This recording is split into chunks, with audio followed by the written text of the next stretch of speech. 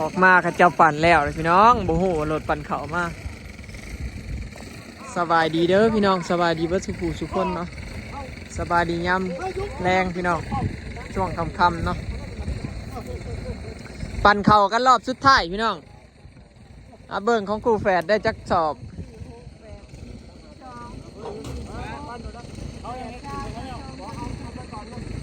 ได้จักสอบสหาสอบ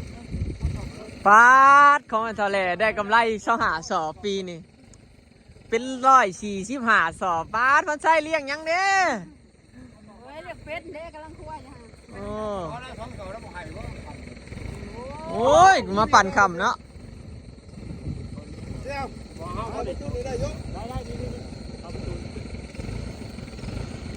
ปั่นของเฮาปั่นพี่น้องปั่นกันรอบเดึกเลยปวดโพชอบเขาจะเบิ่ง4 6 8 10 12 14 16 18 20 22 วันนั้นมา30กันเที่ยว24 2 5ว่าเท่าหาคอยนับตัวนี้คอยนับตัวนี้ว่าเท่าหา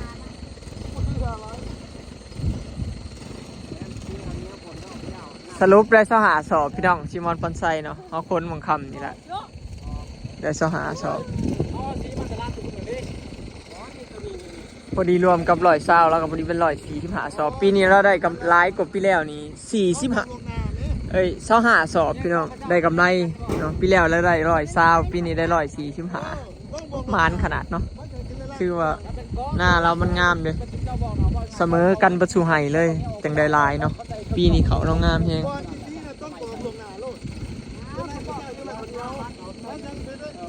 อยู่วางไฟวางมันดีดอก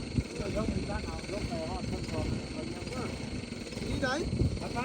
ต้องบลงน้ำหลวงนครกบุญยันได้ว่าข้าเจ้าแต่เขาเราพี่จะเขาไม่คูโอ้เอากระสอบกันนะดูนะบัตรเอาดูนะนั่นเลยสิวันหน้าเลยตัดต่อก็ดูอันนี้ไปปั่นของเฮาพี่น้องเจ้าเฮาถ่าเบิงที่ได้จักสอบปั่นเข่าเฮารอบสุดท้ายแล้วพี่น้องบัดนี้ถ่าเบิงที่ได้จักสอบเขาเจ้ารอบสุดท้ายของปีอีหลีปีหน้าพอกันใหม่บัดนี้มานบ่มานมารอรุ่นพี่น้องดาวมาเบิงว่าสิได้จักสอบเนาะผู้ใดสิดาวถือกองเขาสำนี้รถปั่นเข่าแล้วก็เป็นตะแพงเห็นตกมอกอยู่เตี่ยตกมอกอยู่เบิ่งบอลแล้วซบใส่เข่าจะตับตั้มมันใช่จะได้ขุดลง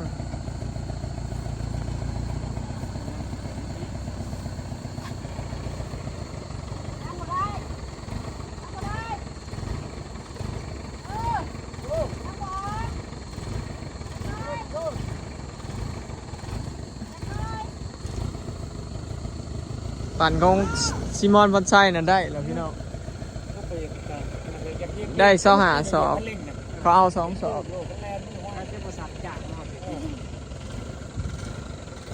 รถปั่นข่าวมุนแล้วแหละ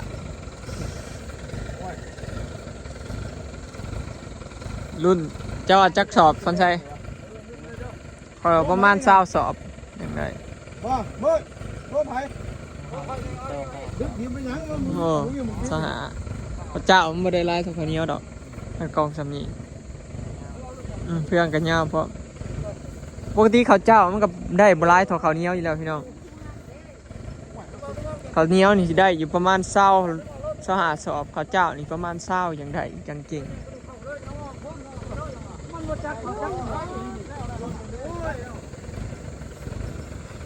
กำลังเตรียมรถรอลุ้นตอนนี้เขาได้เข่า260 กว่า62 63 สอบพี่น้อง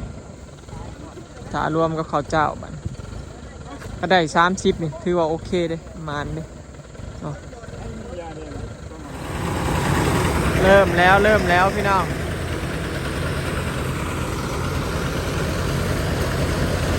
พาเบิ้งมันจะได้จักสอบ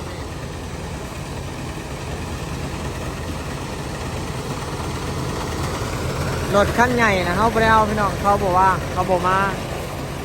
เลยจำเป็นต้องใส่รถน้อย พออยากปั่นเนี่ยมันแล้วเด้ยันฝนตก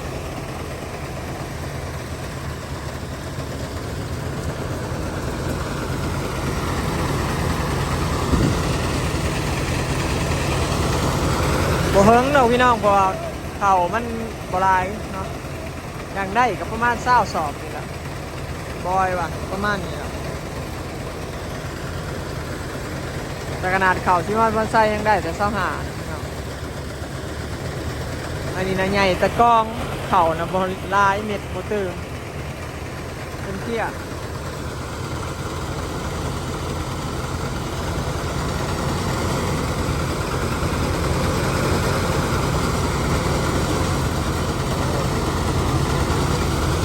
ปั่นแล้วจังสิไปแบกขึ้นเหล้าซอยกันบ่าย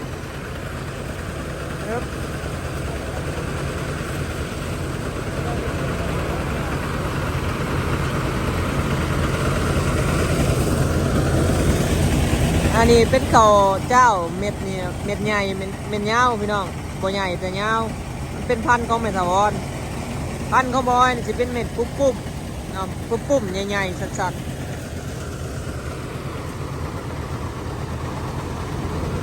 ปั่นแยกพี่น้องปั่นแยก2,000พันเม็ดใหญ่นะตัวกองลายตัวกองหน่อยนี่พันเม็ดพันเม็ดน้อยยาวเนาะของเม็ดถาวร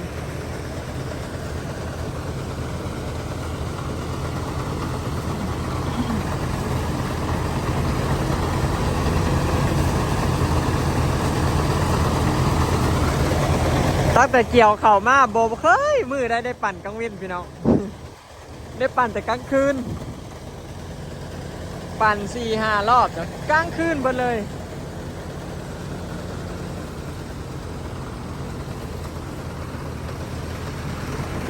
ปั่นเข่ารอบสุดท้ายแล้วจ้าแล้วอะไรลีบาทนี่โอ้โล่ง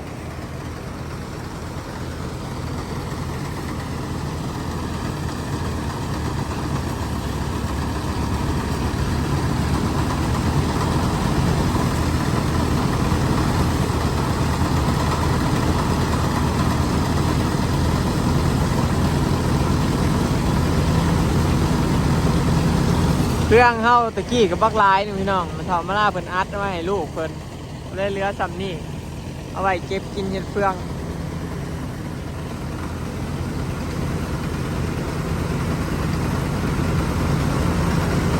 ขอให้ได้20 กระสอบเด้อพี่น้องเลยถ้าได้20 กระสอบนี่คือประมาณเนาะ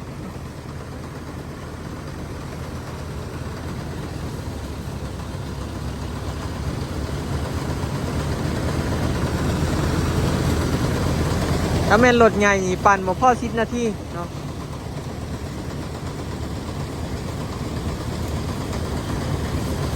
รถน้อยก็เจ้าใส่ไว้บ่ได้แค่น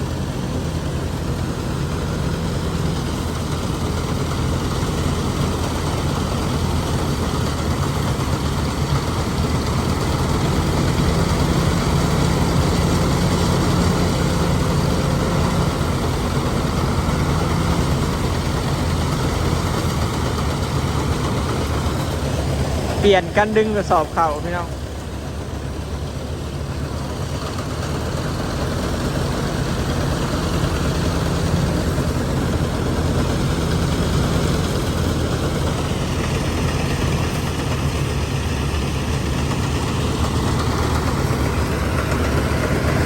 พันเม็ดเงาฮะก็ได้3 สอบสิเบิร์ดเนาะเหลือน้อยเดียวพี่น้องเม็ดเงาเข่า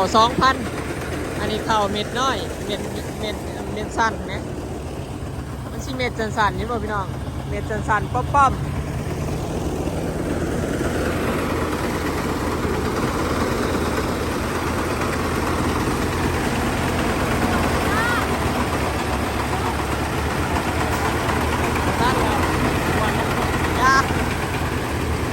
เจ้าเห็นรถ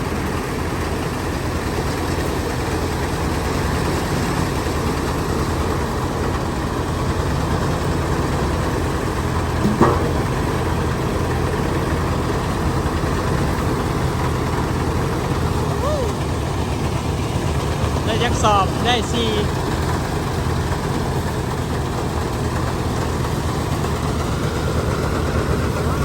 ได้4 สอบตึม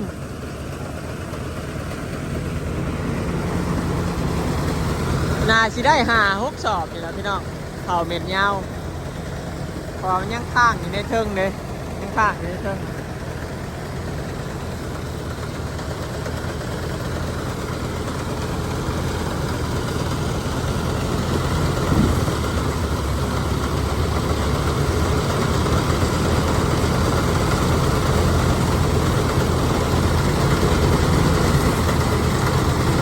รถเจ้ามันเตี้ยแล้วมันโต่งเข่ายากเนาะรถเตี้ยโต่งเข่ายาก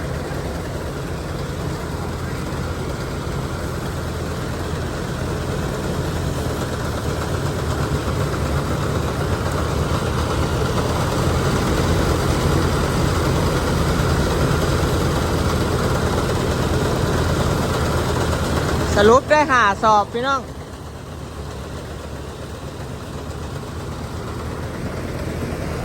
อันนี้เป็นเข่าเม็ดเงาเนาะได้5 สอบนี่เม็ดเงาเป็นบ่อเม็ดน้อยเม็ดเงาได้5 สอบ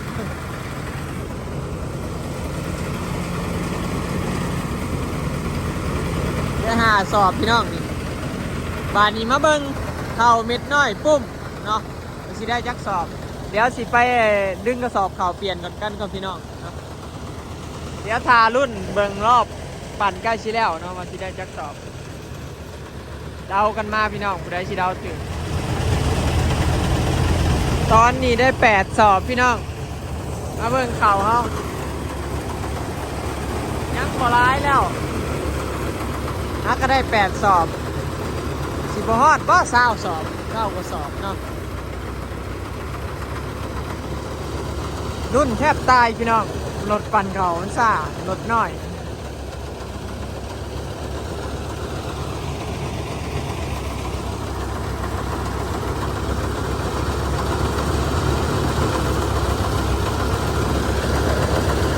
ตอนนี้ได้8อันนี้เป็นสอบที่9พี่น้อง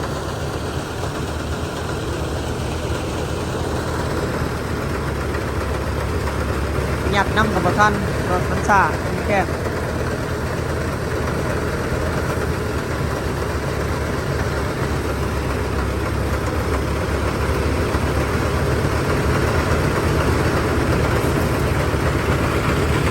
ก็ร้ายแล้ว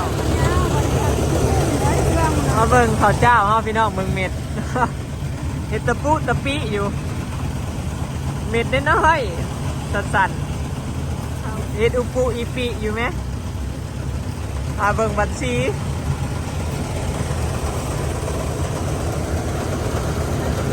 เม็ดเป็นตะแพงเป็นตะกินกันล่ะเนาะมันใช่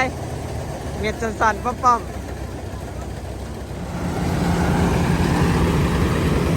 เรียบร้อยท่านผู้ชมได้17 สอบเปิดแล้วจบงานเนาะเปิดเรียบร้อย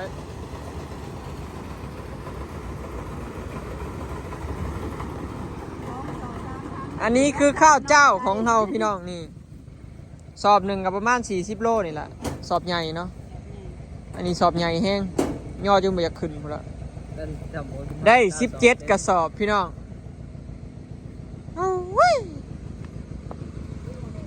สรุปแล้วข้าวเจ้า